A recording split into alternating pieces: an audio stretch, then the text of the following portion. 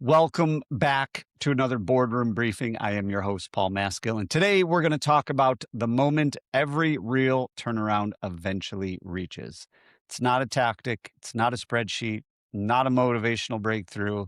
It's a decision because every underperforming business eventually arrives at a point where the owner can no longer solve the problems with just pure grit, effort, optimism, or time.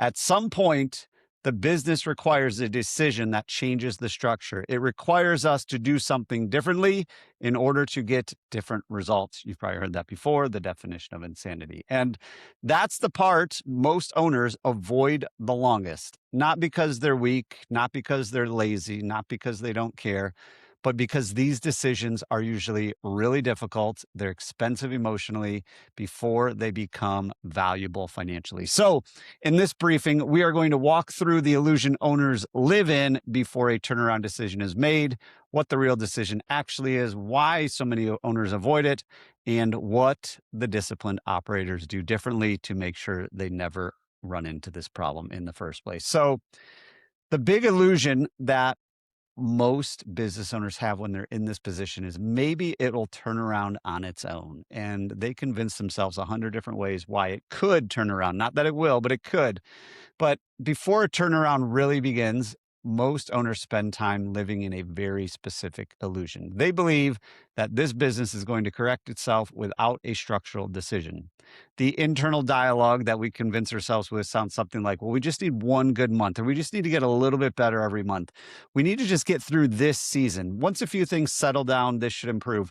There's a few one-time expenses. We're never going to have those again, and things should improve. We're so close.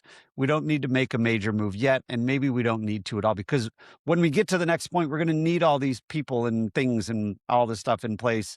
But here's the thing, you might not ever get there. And because the business is often still functioning, still producing revenue, still operating day to day, phones still ring and trucks are still busy, that story feels 100% believable. And then we read about other people on social media and we see all the posts of, well, they're doing it, why can't I? The company's not dead. The team is still there. Customers are still calling. Revenue is still being generated. So we continue to stay in motion. The owner keeps moving forward. They work a little bit harder. They keep pushing. They delay the hard decision. They tell their vendor all the excuses in the world. They tell themselves all the excuses in the world. They're really just pushing everything back due to this illusion. But real turnarounds do not begin when the owner gets more motivated, when they start working harder.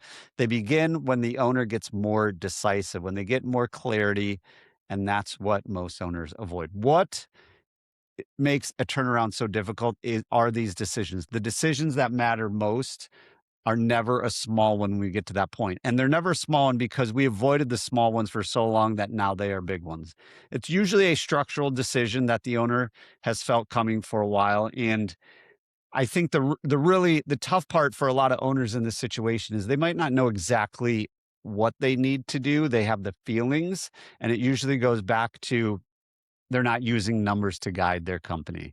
We, as fractional CFOs, myself included, that's exactly what we do. So we can remove the emotion, we can remove the ego, we can remove the excuses. And the numbers, if you know how to read them and they're accurate, will tell you exactly what you need to do. Some of those things that need to be done are changing pricing in a meaningful way, reducing or restructuring overhead, addressing underperforming people, having the difficult conversations with them, simplifying our service mix instead of just chasing all the revenue we can, changing how work is sold, changing our sales process, or changing our dispatch process, and bringing in a level of financial discipline that removes the guesswork, which I alluded to earlier. So, in other words, the turnaround begins when the owner stops trying to preserve the old version of the business. That version worked to a certain point, and if we keep doing it, we're going to continue to get the same results. And that's the real decision. The decision is not just what should we do. The real decision is what are we willing to stop protecting? And when we can look at it through that lens, it gets a lot easier, because most struggling businesses are not being held back by a lack of intelligence. They're not being held back by a lack of hard work. They're being held back by a structure that the owner knows is no longer working, but is not fully confronted yet. So why do these owners avoid the decision? That really is the heart of this entire issue, that A majority of businesses go through. The ones who get real and get honest and get vulnerable can see the other side of the others. They disappear. The statistics show there's a reason so many businesses do not make it till their fifth, sixth, seventh, eighth, ninth, 10th birthday, whatever stats you want to read. So why do owners avoid the decision they know they probably need to make?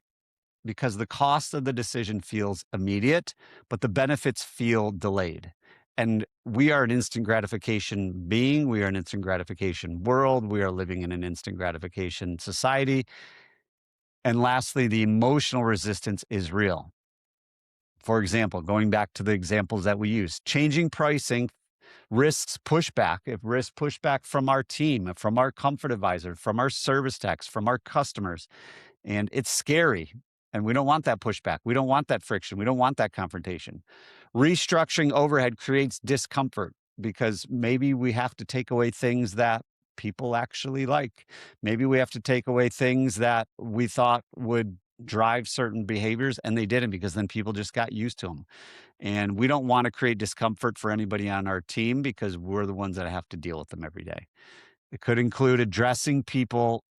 When we address people, it creates tension. We have the difficult conversations when it comes to performance or attitude. And we might have some top performers who are just cancers to the organization and they're culture killers, but they're producing and we need the revenue. So addressing that creates tension. Simplifying our service mix can feel like we're giving something up. We convince ourselves all day long that, yeah, but it's not that much work. And even though new construction doesn't produce as much gross profit, it's pretty hands off. And, it's really just money to the bottom line because we don't really need to do anything with it. And that's always never true. And lastly, admitting that the current model is not working can feel personal because it's our baby. It's what we've built. And we have to admit that our baby's ugly. Our baby doesn't feel good. And it's because of us. And now we need to change it. So what do? Normally, the owner delays, not because they're confused, but because they're attached to the way the business has been run, attached to certain people, attached to certain assumptions, attached to the idea that they could solve the problem without disrupting the structure and the culture of the organization. And this is why the turnaround decision is often delayed long after the business started sending signals. The other parts of that is a lot of times we don't know the signals because we don't know what to look for and we're not paying attention to the numbers. We've run our business historically off of hard work, grit, perseverance, feel, emotion, gut feeling, and not the numbers, which is fine when you're you and a couple people. But now that when you're a real organization, we need to use the numbers in order to do so. The owner isn't waiting for more information at this point. They're often waiting to be emotionally ready, and that delay is super expensive. It's admitting that they, quote unquote, failed, even though they didn't. Failure is only when you quit. If otherwise, you're just learning and improving. But that hit to the ego hurts. So what happens when these decisions get delayed if you aren't totally sure what happens? The longer the structural decision is delayed, the fewer options the business has when it is time to make a decision. That is one of the most important truths in any turnaround. If you are struggling, the longer you delay taking action, the fewer options you have to get out of this mess. Delay does not preserve flexibility, it reduces it. The longer you wait because you're not emotionally ready is going to make it even harder when you actually have to take action. When the owner waits too long, cash gets tighter, stress gets heavier, the wrong people stay too long, the right people leave too soon, pricing remains weak, we continue to chase revenue, debt becomes more normal and eventually becomes unbearable, and we can't make debt service, and confidence continues to drop internally, externally, within your family, within your team, and the customers can tell as well. And eventually, you are the owner. You're holding the bag. The owner is forced to make these decisions under pressure that could have been made a lot earlier, a lot easier, with a lot less pain, with far more control if it was just done sooner. This is why delayed decisions are so expensive. This is why I encourage everybody, if you do not feel like you are in a healthy cash position, please reach out. The sooner you do, the better. I talk to way too many people who are at the point of no return where I can't help them because they've maxed out their lines of credit. All their vendors are screaming, asking for money, and people are leaving. Their gross profits toast, and they don't have enough time to get out of that hole. Whereas if they would have reached out 12 to 18 months earlier, we could have solved it and avoided the entire thing with a lot easier decisions and a lot less stress. So that's why delayed decisions are so expensive. Not because they prolong the problem, but because they change the context in which the decision eventually gets made in. A calm decision is almost always better than a pressured one. And every week of avoidance usually increases the cost of action later. Let me say that again.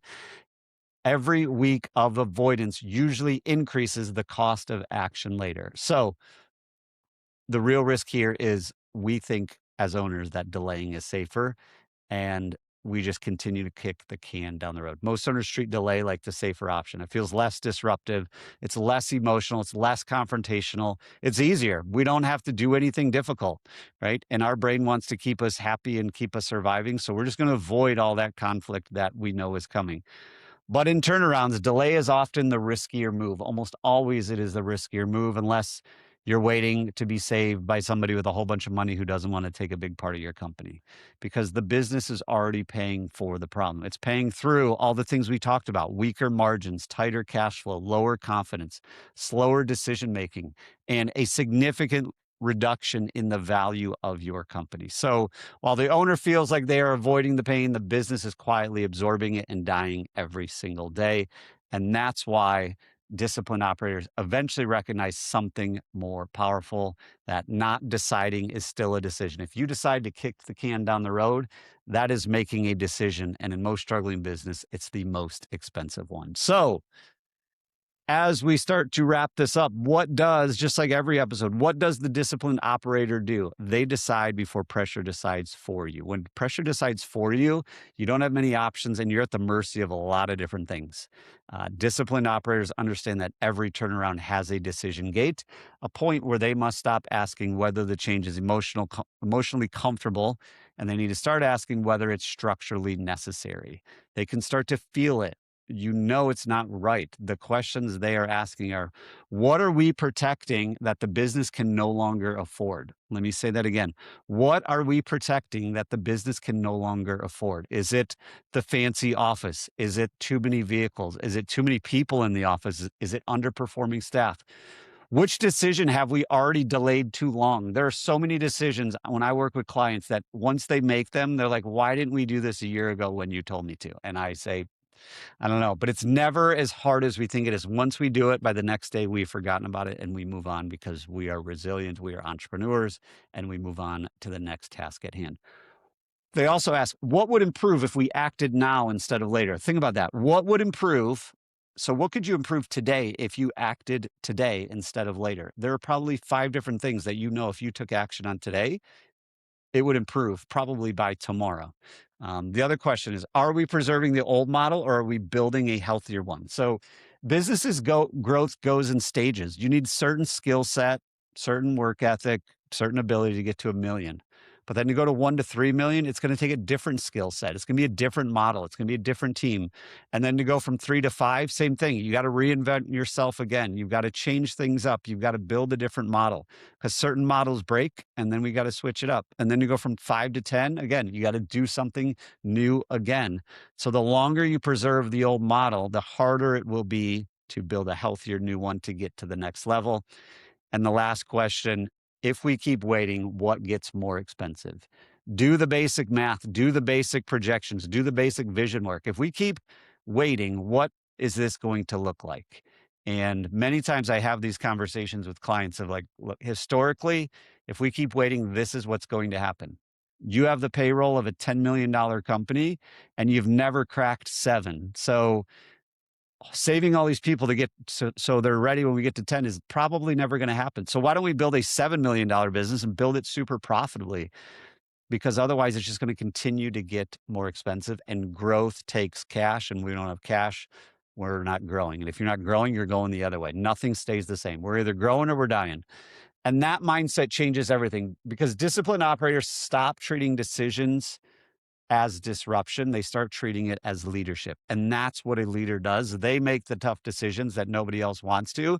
There's a reason most people work for somebody else, because it's a lot easier. You just show up and do what people tell you're going to do. You can just kind of float your way through. But in order to be a leader, an entrepreneur, a business owner, someone who sells their business someday, you got to be able to make these tough strategic decisions sooner rather than later.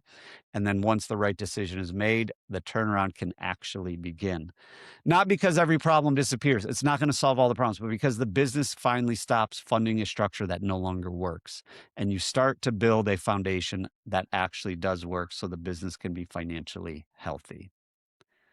If your business is under pressure and you can feel that a real decision is coming or you've been delaying it for too long, please don't confuse that delay with safety. In most cases, the longer you wait, the fewer options you keep. And when we have less options, it's a lot harder to run our business and it's a lot harder to get out of where we're at, because every turnaround of venture requires you, the owner, to make a decision that changes the structure, changes the direction, and changes the financial health of the business. And the owners who make those decisions earlier preserve more cash, have more clarity, and have more control. If this conversation resonated with you, head on over to my website, thebluecollaradvisors.com. There you can learn more about how I work with owners. You can book a call if it makes sense.